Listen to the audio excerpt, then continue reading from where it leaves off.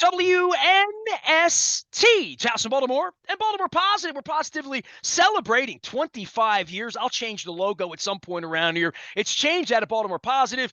Got some fireworks and candles and cake. It was like peach cake. Speaking of peach cake, I made my way through this guy's homeland the other day up in Pennsylvania.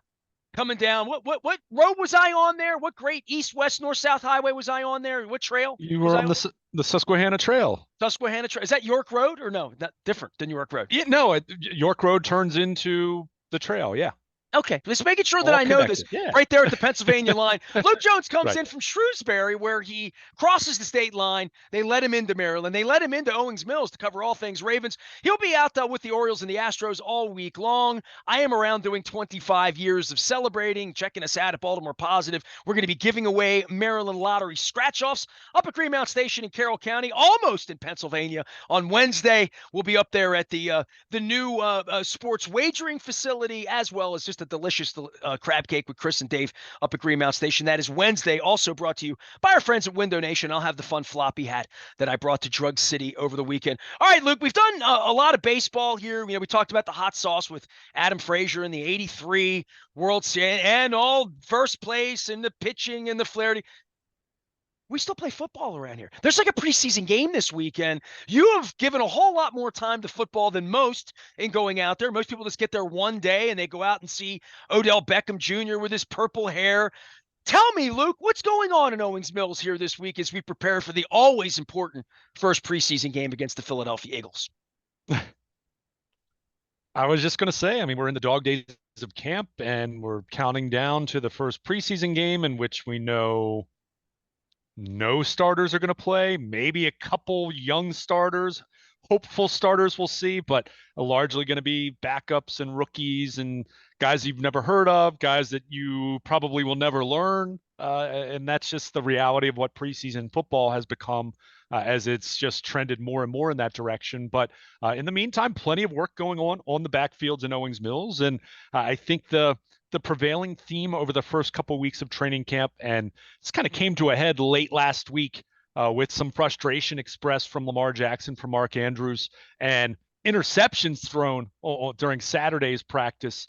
The offense remains a work in progress. And look, we talked about this going into training camp. We talked about this from the moment that Todd Monken was hired and the moment that the Ravens finally had a long-term deal with Lamar Jackson, that this was going to be kind of a pivot point for this offense as they move on from the Greg Roman era, and Lamar Jackson moves into a much higher tax bracket, so to speak, in terms of what his compensation is and what expectations are. But we knew in talking about this offense that it was going to be different. And I think what should have been apparent, should have been expected, and that's why I'm not fazed by it, is it's going to be a work in progress in terms of shifting when you have a new system, when you have new pieces, when you're missing a couple of those key pieces in terms of a Rashad Bateman and a J.K. Dobbins on the field at the moment.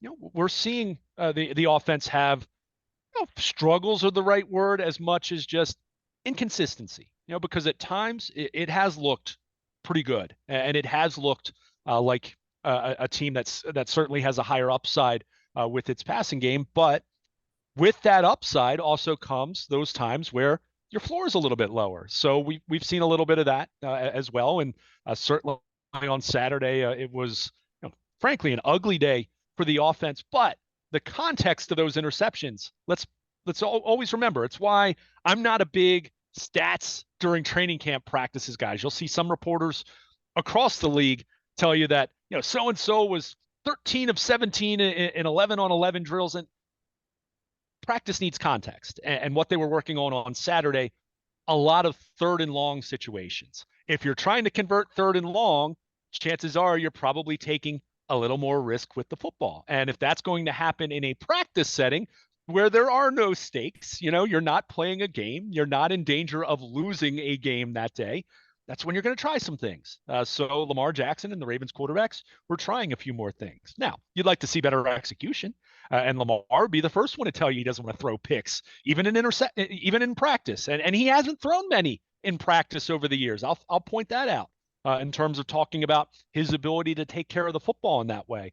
But they're learning it. And Todd Monken talked about it again this week that no, we're not where we need to be, but that's okay. I expect that the first week of August. Now, you want improvement. You want to continue to grow. You want to continue to find more consistency. And that's where the Ravens, they're in the process of doing that. But, that's kind of been my big takeaway over the first couple of weeks. It's definitely been the defense ahead of the offense.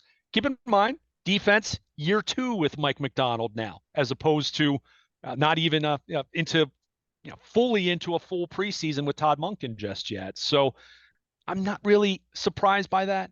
I can't say I'm really concerned by that. There's nothing really concerns me this time of year, Nestor, except what? Injuries. And so if you can avoid that, then then you're doing something. As long as you continue to move forward in making progress, I'm fine with that. So that's where they find themselves these first couple weeks.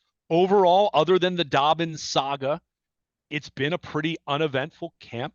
They've had minor tweaks and some minor injuries here and there, but nothing catastrophic, nothing of the season-ending variety, which is which is what you want. So, from that standpoint, the first couple of weeks of camp, it's been about what I expected to see from a team that has a new offense, a new coordinator, and there were going to be some growing pains, and you want to experience those now. So then come week 1 and into the early portion of the season, you're that much better and feeling like you're capable of reaching your potential.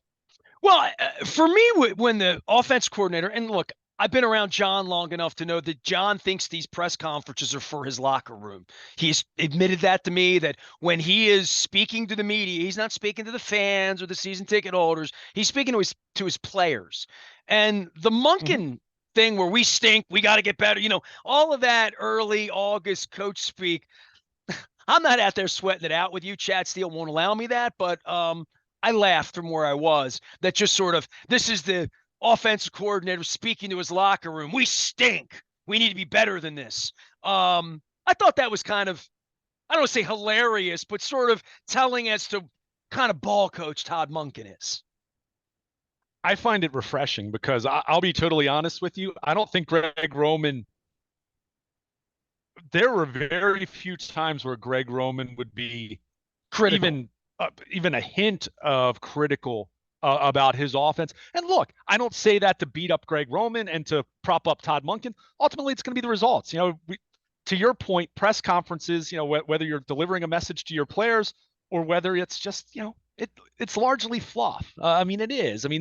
There's some meat to those media sessions, but a lot of times, you kind of plug and play the name and what superlative you're going to throw out there, and that's just how it is. And I understand that, and I think most Harbaugh's fans become uninteresting. Really follow it closely in these press conference things. Monken, yes, yeah. It all depends. Well,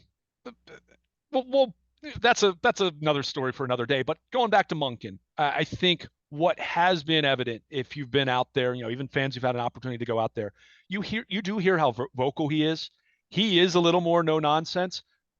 And let's be clear, I believe Todd Monken when he says that we're not where we need to be yet. We're not very good right now. I actually believe him in him expressing that, because it does kind of make sense from the standpoint of you're not playing games on August 5th or August 7th or August 10th, even August 12th, where, they're going to play the Eagles on Saturday night in fake football. It's not a real game. It's not a game where, as much as people talk about this silly undefeated preseason game streak, which I wish they'd lose a preseason game so we could stop talking about that, because I find it so not interesting. But the point is, they're working. They're building right now. They're working toward being good, and they're not there yet, but that's okay. And the reality always was going to be, if you were moving on from Greg Roman, there was so much familiarity there for the players, for Lamar Jackson, for the rest of the coaching staff, that when you make a change, when you say, all right, we need to get better as a passing offense, we need to pivot, we need to evolve, there are going to be some growing pains there. As I said, if you are going to have more upside with your passing game, inherently that carries some risk as far as the downside, right? If you're going to throw the ball, even if it's just a little bit more, there is going to be a higher percent chance of an interception or something going wrong or Lamar Jackson being sacked in the pocket. Whatever it might be, that upside also comes with a little more variance in terms of bad things that can happen. And that's okay. Like that's to be expected. I mean, that's how this works. So, as Bruce Arians would say, no risk it, no biscuit, right? I mean, so I mean that's where the Ravens find themselves at this point in time. So that's I'm not fazed by Lamar Jackson and their backup quarterbacks throwing a bunch of interceptions on August 5th. I'm not, especially when you understand they were working on third and long situations. So it hasn't been like that every day. They've had good days. In fact, I think one thing that I actually was encouraged by watching this offense was I think they ticked up in terms of performance when the pads came on last week. The first week where it was still OTA-ish kind of a feeling, in terms of practicing in shells and shorts. I thought the offense looked better when they put the pads on it and when they introduced the threat of contact, which is a good thing. So, that's where they stand right now. And, that's why I think people who are out at training camp on a day-by-day basis, a year-by-year basis, I can tell you so many different years where watching a certain team, I thought they were really good and they ended up not being so good, or teams that I wasn't so sure about and they ended up being really good. They're stacking days. They're putting in the work right now, and that's where they find themselves. And part of this is also they're going up against a defense that, okay, I'll hear that they have some questions, and Justin Houston signed with Carolina over the weekend, so we're not going to see a reunion with him, which the overall sense I had gotten early in camp was I didn't think they were really too keen on bringing him back, at least for the money he was asking. So I wasn't shocked to see that. So, but questions about the pass rush, which we've been talking about for years now, since Terrell Suggs left, even since before then, probably go back to Elvis Dumervil.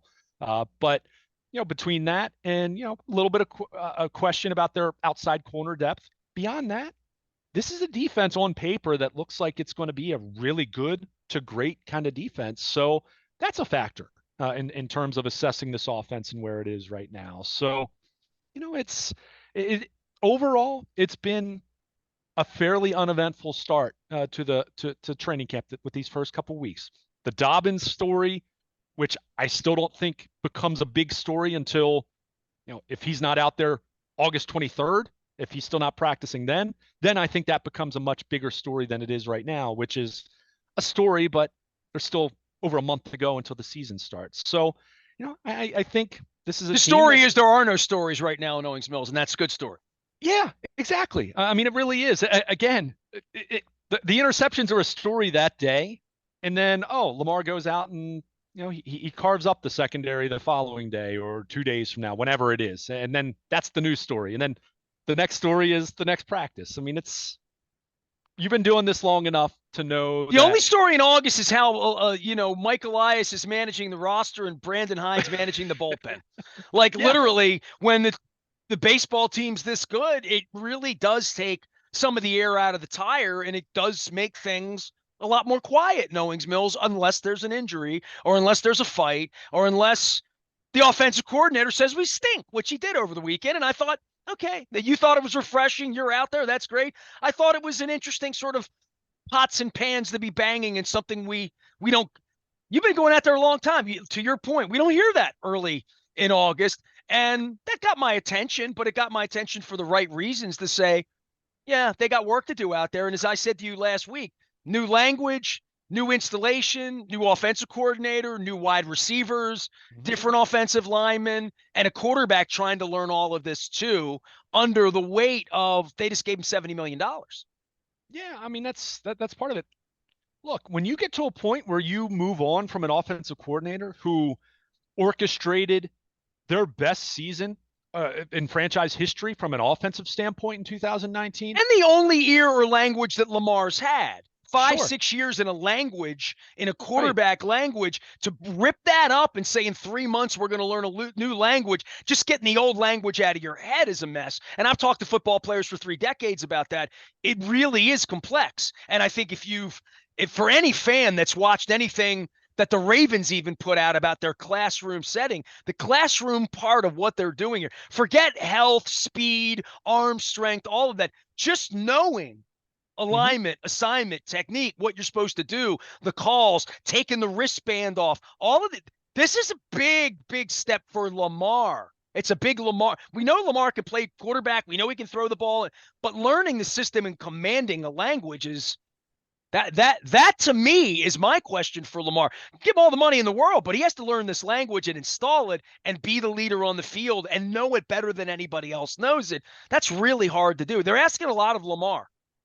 Well, they're asking a lot of him, but it's everyone. I mean, when you get to the point where you move on from Greg Roman, that's a signal to everyone that get comfortable being uncomfortable. I mean, that's kind of where you are with your offense at that point because you're trying to go in a different direction. You're trying to evolve. You're trying to be better, specifically with the passing game. So yeah, inherently the quarterback is going to have the most resting on his shoulders, but it is all of them. It's Mark Andrews, it's Ronnie Stanley. You know, guys who've been around, guys who've had all the success in the regular season, but they're trying to take the next step. Now you can't take the next step in August. You know, talking about January and the playoffs, you have to lay the groundwork to get to that point. But they understand the expectations. They understand that when you make a change like the Ravens made, going from Greg Roman to Todd Monken, that was a signal to everyone that that wasn't good enough last year. And we need to get to the next step. And we have, you know, for all the individual accolades, whether you're talking about Lamar or